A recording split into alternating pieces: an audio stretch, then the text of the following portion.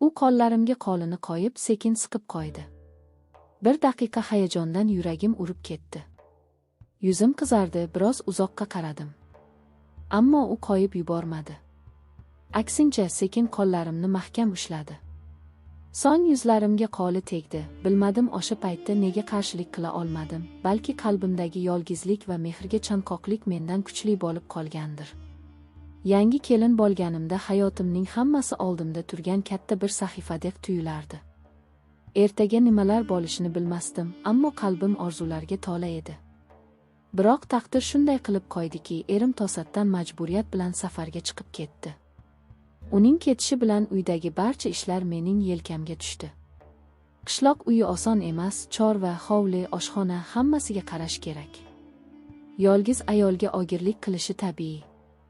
Bir kuni uy oldidagi katta daraxtni kesib, hovlini tozalash kerak bo'lib qoldi. Majbur holda qo'shnimiz Jamshid akani chaqirdim. U mendan atiga 4 yosh katta, shunga qaramay menga doimo katta odamdek maslahat berib, yo'l ko'rsatib turardi. Uyning ichiga kirib kelganda yuzida tabassum, ko'zlarida esa bir xil iltifot bor edi. Uning mehribonligidan yuragim iliq bo'ldi. Jamshid aka og'ir ishlarni osongina qilib tashlardi. Qo'llari kuchli, ammo harakatlarida bir xil noziklik bor edi. Hovlida ishni tugatgach, ichkaridan choy olib chiqdim.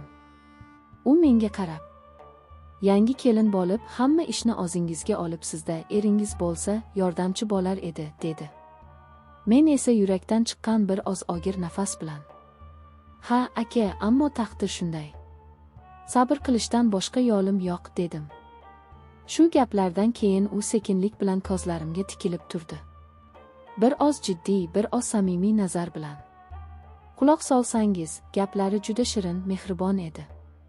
So'zlari orasida meni allaqachon o'zining nazarida ayol sifatida qabul qilayotganini his qildim. U qo'llarimga qo'lini qo'yib, sekin siqib qo'ydi. Bir daqiqa hayajondan yuragim urib ketdi. Yuzim qizardi, biroz uzoqqa qaradim. Ammo u qo'yib yubormadi. Aksincha, sekin qo'llarimni mahkam ushladi. So'ng yuzlarimga qo'li tegdi. Bilmadim o'sha paytda nega qarshilik qila olmadim, balki qalbimdagi yolg'izlik va mehrga chanqoqlik mendan kuchli bo'lib qolgandir. Jamshid aka yuzimni silab shipshiriq ovoz bilan, "Sizga yolg'izlik og'ir tiyayapti. Lekin siz kuchli ayolsiz", dedi. Uning ovozidagi iliqlik, qo'lidagi issiqlik menga go'yo tasalli berdi. Shu kundan keyin uning har bir qadami, har bir so'zi yuragimni boshqacha urdirardi. Kunlar o'tdi. U mening uyimga tez-tez kelib turdi. Bahona qilsa ham ish topib berdim. Birga o'tkazgan har soatimizda u meni qalban va ruhiy jihatdan o'ziga yaqinroq tortardi.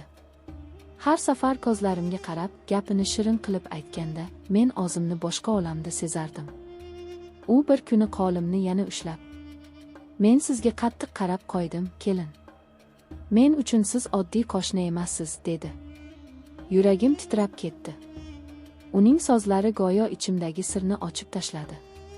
Men ham yolg'izlikdan charchagandim, birovning e'tiboriga, iliq qo'liga chanqoq edim. Har gal u qo'limni ushlab, yuzimni silasa, ichimda o'ziga xos bir kuch, bir his uyg'ondi. Hatto kechalari yotganda ham uning ovozini, shirin so'zlarini, qo'llarimni qachon ushlaganini eslab yotardim. Ertalabdan uy ishlari boshlanar, hovlini supurib, tandirni yoqib, non yopar, so'ng idishlarni yuvib, chorvaga yem tashlab yurardim. Yolg'iz kelin bo'lish oson emas, ba'zan qo'llarim titrab, belim og'rib ketardi. Shunday paytlarda Jamshid akaning kelib qolishini ich-ichimdan xohlar, garchi o'zimga tan olmasam ham, uni ko'rishga intiq bo'lardim. Bir kuni ertalab hovlida sigirni bo'glay olmay qiynalayotganimda u darvozadan kirib keldi. Ovozini past qilib, kulimsirab, "Keling, yordam beray, siz qiynalib qoldingiz", dedi. Men indamay yon berdim. U sigirni mahkam bo'gladi, qo'llarining kuchini ko'rib, beixtiyor ichimdan qoyil qoldim. So'ng sekin yonimga kelib, bilagimni tutdi. Shundoq yumshoq va iliq ushladiki, yuragim o'sha zahoti tez ura boshladi. "Kelin, sizni qiynashmayaptimi? Eringiz yo'qligida hamma og'irlik sizga tushibdi", dedi u ko'zlarimga tikilib. Men boshimni egdim, lablarimdan faqat "hammasi yaxshi" degan so'z chiqdi. Ammo ichimdan yo'q, yaxshi emas, juda ham og'ir deb qichqirgim keldi. Shu suhbatdan keyin u ko'proq keladigan bo'ldi. Har safar kelganda qo'llari ishga yaroqli, tili esa shirin bo'lar, gapirganida yuragimni eritib yuborardi. Bir kuni hovlida supurib turganimda orqamdan sekin kelib belimdan ushlab oldi. Birdan qo'rqib ketdim, ammo qo'llarini surib tashlamadim. U shunchalik mahkam va ishonch bilan ushladiki, ichimda qarshilik kuchi qolmadi. "Siz yolg'iz emassiz, men yoningizdaman", dedi u qulog'imga yaqinlashib. Uning nafasini sezdim, badanim titrab ketdi.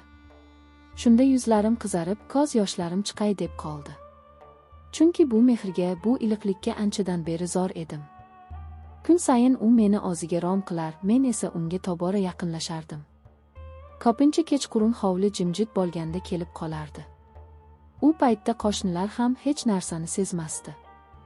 U kelganida yuragimda allaqanday hayajon uyg'onardi. U bilan gaplashish, yonida bo'lish men uchun bir dunyo baxt edi. Bir kecha u chiroqni o'chirib, hovlida men bilan uzoq o'tirdi. Qorong'ulikda faqat ovozlari eshitilib turardi. So'ng u qo'limni qo'liga oldi, yuzlarimga ohista tegib, sekin siladi.